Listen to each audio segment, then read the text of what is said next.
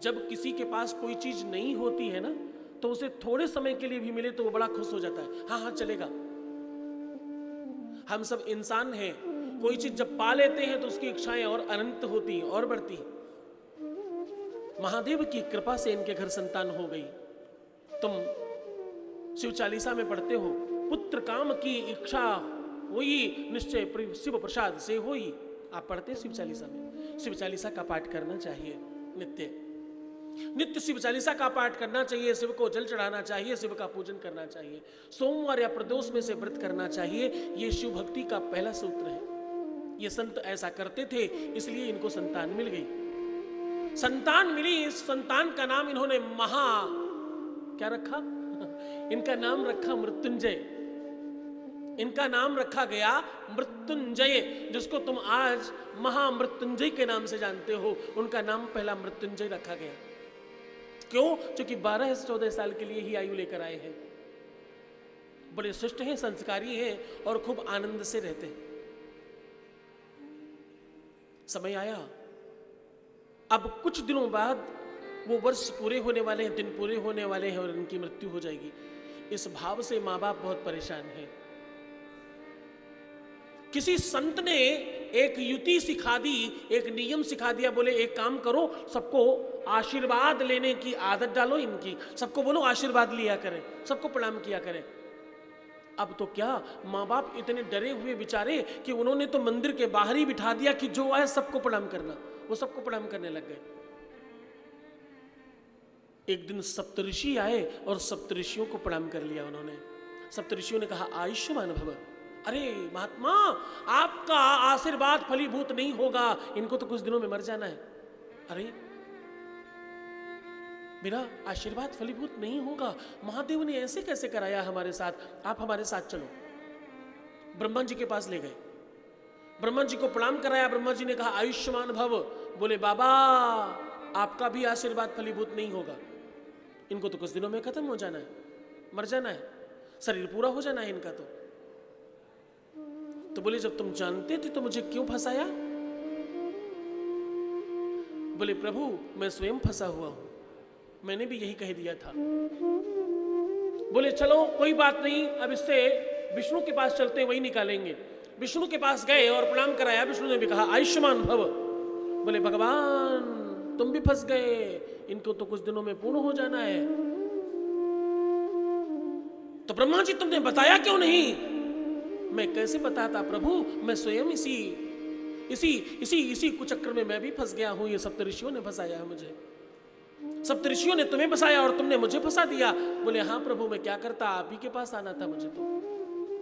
बोले इसका एक ही कोई है जो निस्तारण कर सकते हैं, देवादिदेव महादेव, उनके चरणों में चलते हैं। बाबा ध्यान मग्न थे। शंकर भगवान की, बाबा शंकर का अद्भुत स्वरूप है और सबने जाकर प्रणाम कर लिया। अब बाबा तो ध्यान मग्न थे, बोले आयुष्मान भव। विष्णु जी मुस्कुराकर बोले बाबा, थोड़ी दुविधा है। बोले क्या दुविधा है? आपने इनको 12-14 साल की जो आयु दी थी वो पूर्ण होने वाली है कुछ दिनों में। आपने आयुष्मान कह दिया है, अब तो आपकी वाणी कैसे कटेगी? बाबा ने मुस्कुराकर बोला मैं समझ गया।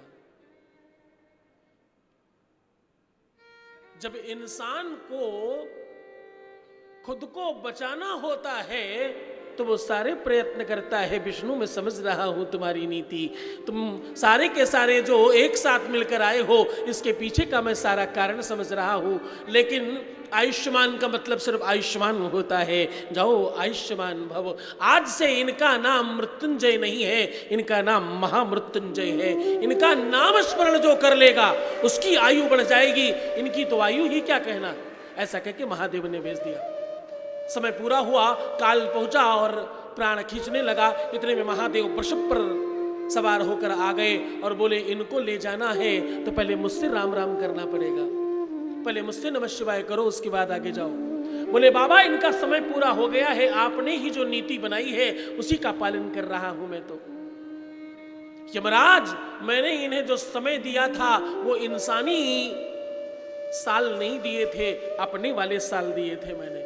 मेरा एक दिन तब पूरा होता है जब 100 ब्रह्मा समाप्त हो जाते हैं। अभी तो एक भी दिन हुआ नहीं है, तुम साल कैसे गिन रहे हो? कई मनवंतर समाप्त हो जाएं तब एक ब्रह्मा समाप्त होता है, और 100 ब्रह्मा समाप्त हो जाएं तब शंकर का एक दिन पूर्ण होता है। बोले अभी तो एक दिन भी नहीं हुआ, मैंने इनको दोबारा 14 साल दिए हैं। ये सदा अमर रहेंगे और ये ऋषियों में रहेंगे, ये हमेशा जीवंत रहेंगे। जब तक नमः शिवाय है, जब तक शिव है, जब तक मंत्र है, और इन्हें मैं वेदों में स्थान दे रहा हूं, इन्हें महामृत्युंजय बना रहा हूं। अमर और अजर करके उनको वेदों में सम्मिलित किया गया, वेद मंत्र बना दिया गया। उस मंत्र का नाम महामृत्युंजय रखा गया। बोले मृत्युंजय भगवान की जय हो। ओम ह्रौं ओम जूं शाह त्र्यंबकं यजामहे सुगंधिं पुष्टिवर्धनम् बन्धनान् मृत्योर्मुक्षीयमामृतात् स्वः भुवः भुः ओम सह जूं ह्रौं ओम। इस मंत्र का जो भी जाप करता है वो अपने शारीरिक व्याधियों से मुक्त हो जाता है। इस मंत्र को अगर कोई सुनता भी है, ध्यान समझना, तुम में से शायद ही कोई, तुम सब शरीरधारी हो और शरीर है तो रोग होना स्वाभाविक है। इस मृत्युंजय मंत्र को सुना भी अगर जाए तो भी काम करता है। श्रुतम हरति पापानि आरोग्यम धनपक्षति।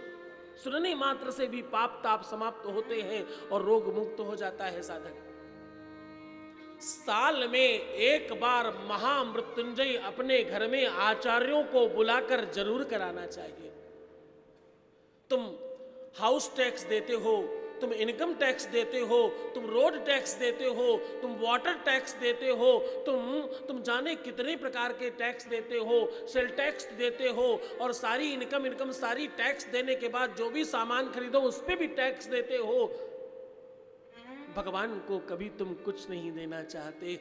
साल में एक बार अगर तुम ये वाला टैक्स दे दोगे तो भैया तुम्हारी जड़ भी पाताल में होगी, अस्पताल में नहीं। हाँ, कहां होगी?